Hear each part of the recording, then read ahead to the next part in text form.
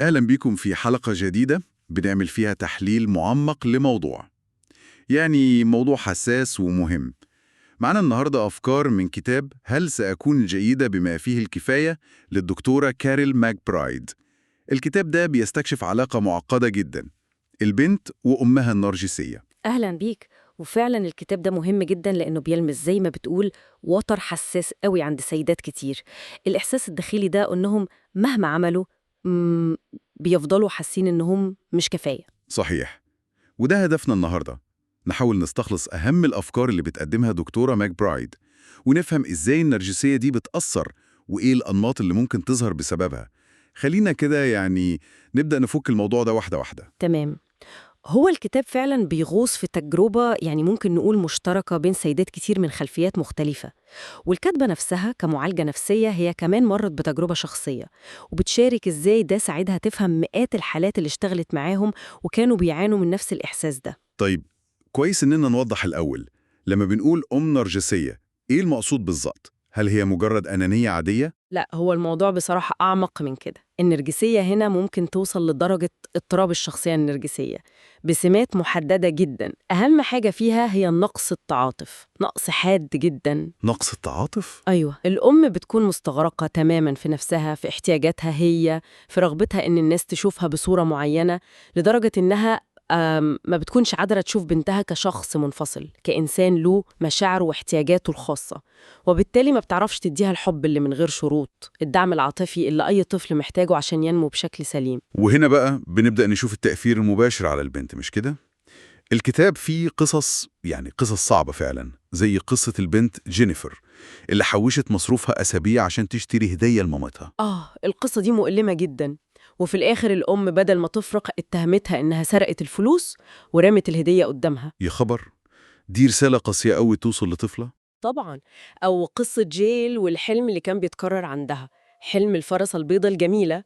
في الحلم بتقدم لها تفاحة، بدل ما الفرسة تاكلها راحت عضتها في إيديها جامد ومشيت وسابتها. الحلم ده لخص إحساسها بالرفض، الرفض من أقرب حد ليها. فعلا الأمثلة دي بتوضح قد إيه الإحساس ده بتاع أنا مش كفاية، وانعدام الأمان بيكون عميق وبيفضل ملازم للبنات دول. بالظبط، هو ده الجوهر اللي بيعيشوا فيه. والغريب كمان، أو اللي لفت نظر يعني، إن تصرفات الأمهات دي ساعات تبين غريبة أو متناقضة. زي الأم اللي بنتها رجعت من تجربة أداء زعلانة إنها خسرت، فبدل ما تطبطب عليها راحت اشترت لها جزمة موضة جديدة، كأن المهم شكلها من بره مش مشاعرها اللي جواها. تمام. أو الأم اللي ممكن تحسد بنتها حرفياً، زي أم سمانسة اللي قطعت لبنتها هدومها الصغيرة وقالت لها كلام زي إن شكلها عندها أنوركسيا. للأسف ده بيحصل.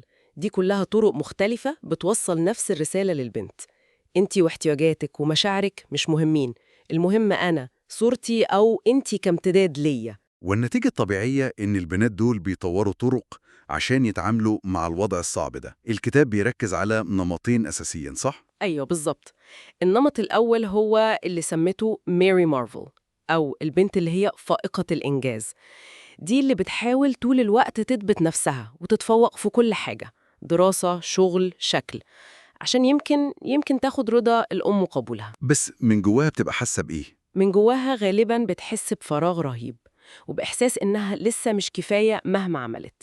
ممكن تعاني من اللي بيسموه متلازمة المحتال. والنمط التاني؟ النمط التاني هو العكس تقريباً، نمط التخريب الذاتي. دي البنت اللي خلاص صدقت الرسالة الداخلية إنها معيوبة أو مش كويسة، فبتبدأ بشكل مش واعي طبعاً إنها تدمر فرصها في النجاح أو السعادة.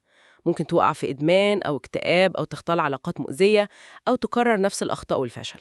وده بيأثر بشكل مباشر أكيد على علاقاتهم العاطفية لما بيكبروا؟ أكيد بشكل كبير جدا.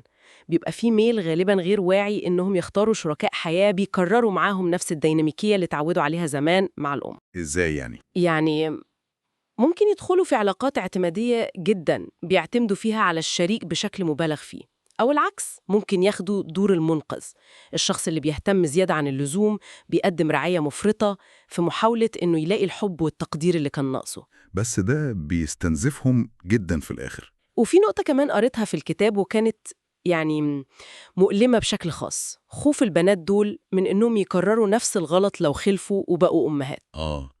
دي حتة صعبة فعلا.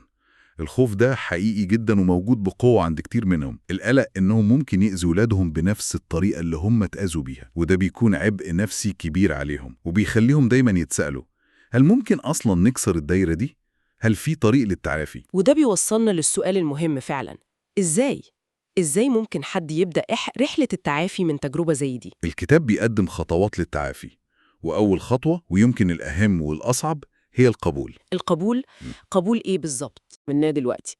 الخطوة دي مؤلمة جدا لأنها بتشمل التخلي عن الأمل ده، أمل إن الأم ممكن تتغير في يوم من الأيام. يعني التعافي مش شرط يكون عن طريق مواجهة الأم بالكلام ده كله؟ لا، مش بالضرورة خالص. أحيانا المواجهة ممكن ما تجيبش نتيجة أو حتى تكون مضرة أكتر.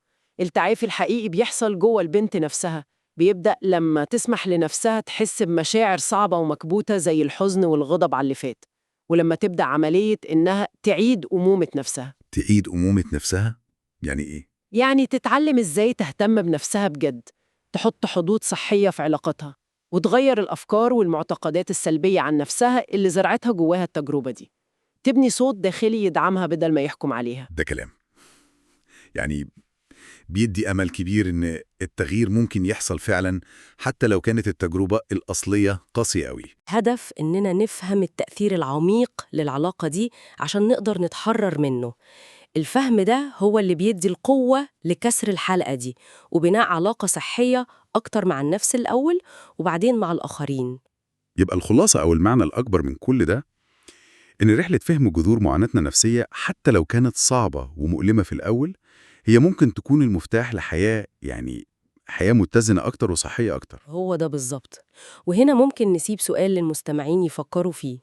لو الأصوات الداخلية اللي ساعات بتقول لنا إننا مش كفاية أو فاشلين هي مجرد صدى لرسائل قديمة خدناها ومش بالضرورة حقيقتنا، يا ترى إيه هو الصوت الحقيقي بتاعنا اللي ممكن نكتشفه ونسمعه لو بس بدأنا نسمع لأنفسنا بجد وبدون أحكام؟